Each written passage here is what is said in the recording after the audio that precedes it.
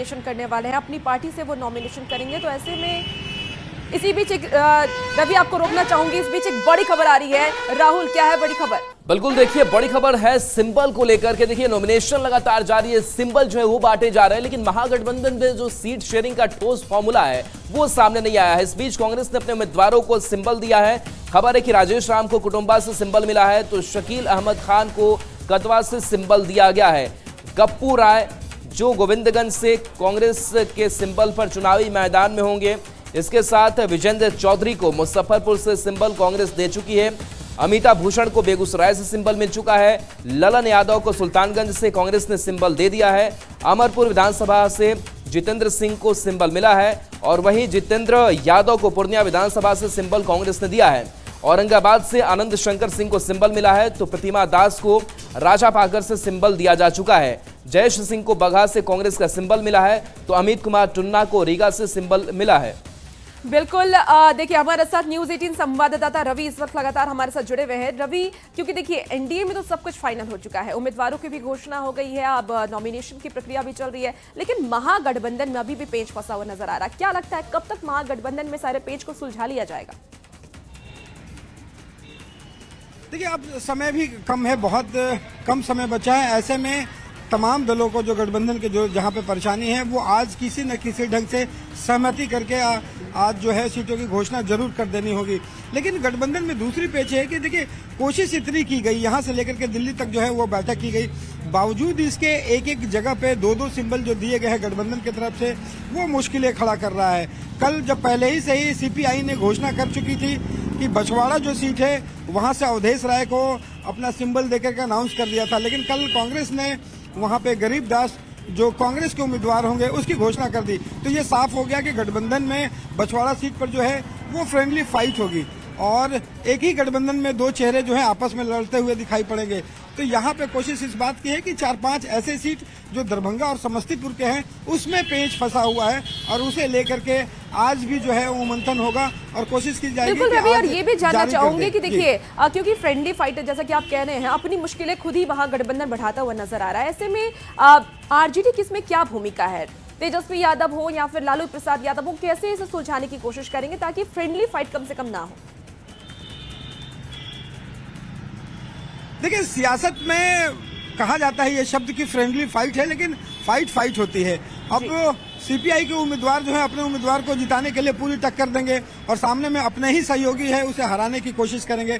लेकिन इस तमाम चीजों के बीच जो है कुछ ऐसी सीटें हैं जहां पे कांग्रेस को लगता है कि हम मजबूत हैं, लेकिन आरजेडी के जो उम्मीदवार हैं वो आरजेडी जो है वो उस सीट को छोड़ना नहीं चाहती। सीटों को लेकर के कोई समस्या नहीं है, लेकिन जो विधानसभा है जहां से अपने अपनी उम्मीदवारी के लिए दावेदारी पेश की है, जैसे आपको बता दें कि जो जाले है, जाले में आरजेडी जो है ऋषि मिश्रा को टिकट देना चाहती है, जो जदयू छोड़ करके कभी जदयू के विधायक हुआ करते थे वो वहां से लड़ना चाहते हैं। तेजस्वी यादव किसी कीमत पर जाले सीट जो है वो नहीं छोड़ना चाहते, लेकिन कांग्रेस भी अपना दबदबा बनाए हुए है कि वहां से वो उम्मीदवार उतारेंगे।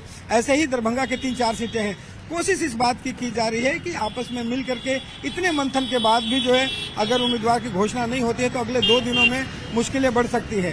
तो कोशिश की जा रही है कि आज किसी भी ढंग से तमाम जो उम्मीदवार हैं, तमाम जो पेच है वो सुलझा लिए जाएं और एक साथ चुनाव लड़ा जाए। जी रवि, कांग्रेस की तरफ से कई उम्मीदवारों को टिकट दिया गया है, सिंबल दिया गया है, ऐसे में महागठबंधन जो इस बार उम्मीदवारों को सिंबल दे रही है, क्या स्ट्रैटेजी अपना रही है महागठबंधन? इस पर क्या जातीय समीकरण को ध्यान में रखा जा रहा है या फिर किस नए चेहरे को मौका दिया जा रहा है?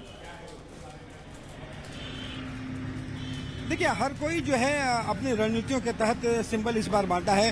कांग्रेस ने भी कम से कम 2 से 3 बार जो है सर्वे कराया है और सर्वे करा करके अपने नामों को। चलिए बिल्कुल रवि, अगर हम वीआईपी की अगर बात करें, जिस 18 सीटों पर चर्चा हो रही थी, क्या इसकी तस्वीर कुछ साफ हो पाई है? देखिए आपने सही बात छेड़ी है कि वीआईपी को लेकर के पशोपेश अभी भी जारी है और इसे लेकर के गठबंधन में तनाव बढ़ता जा रहा है। 18 सीट देने की बात कही जा रही है, लेकिन अभी तक आपने देखा होगा कि आरजेडी है, कांग्रेस है, वाम दल है, तमाम तीनों वाम दल हैं, सबने अपने अपने सिंबल्स दे दिए हैं अपने अपने उम्मीदवारों को। लेकिन मुकेश सहनी की तरफ से, हम पार्टी की तरफ से सीटों की बात तो कही गई है कि 18 सीट मिले हैं, लेकिन अभी तक उम्मीदवारों का सिंबल देना या फिर लड़ने की बात कहना अभी तक सामने नहीं आई है।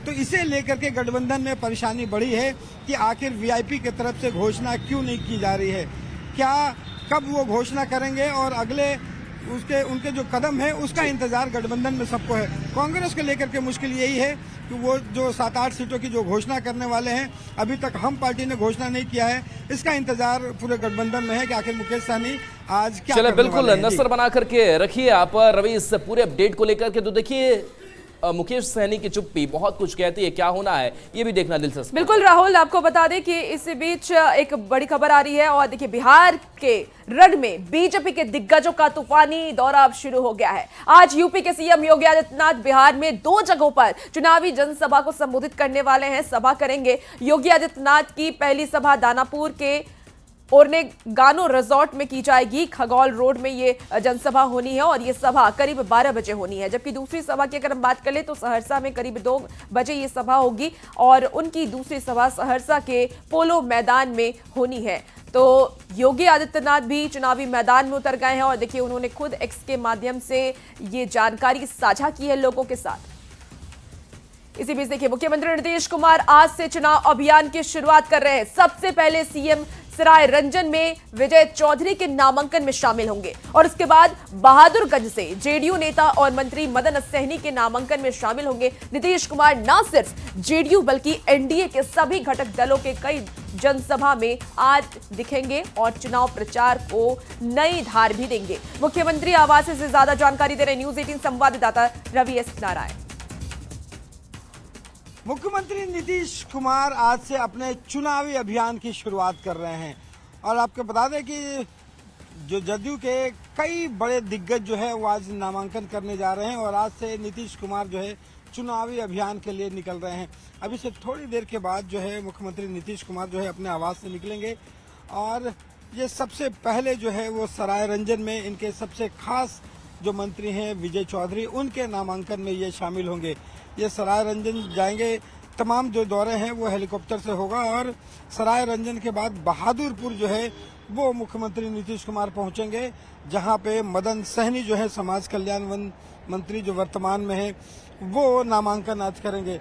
यहाँ पे मुख्यमंत्री नीतीश कुमार जो है वो लगातार आज से चुनावी अभियान में कई सभाओं में दिखेंगे, कई सभाओं में संबोधित भी करेंगे। न सिर्फ जदयू बल्कि एनडीए के तमाम बड़े चेहरों के नामांकन में मुख्यमंत्री नीतीश कुमार जो हैं वो शामिल होते रहेंगे। तो आज से नीतीश कुमार जो पिछले कई सालों में लगातार जो काम किए हैं, जो घोषणाएं की हैं, अभी कुछ दिनों पहले तमाम चीजों को जनता के सामने ले जाएंगे और अपने कामों को लेकर के मुख्यमंत्री नीतीश कुमार जो है लोगों को बताएंगे। तो आज से एक खास बात यह भी है कि जहां पे मुख्यमंत्री नीतीश कुमार चुनावी अभियान की शुरुआत कर रहे हैं, वहीं पे बीजेपी के कई बड़े जो नेता हैं वो पटना पहुंच रहे हैं और चुनाव को नई धार देंगे। कैमरा पर्सन वीरू के साथ रवि एस नारायण, न्यूज 18 पटना।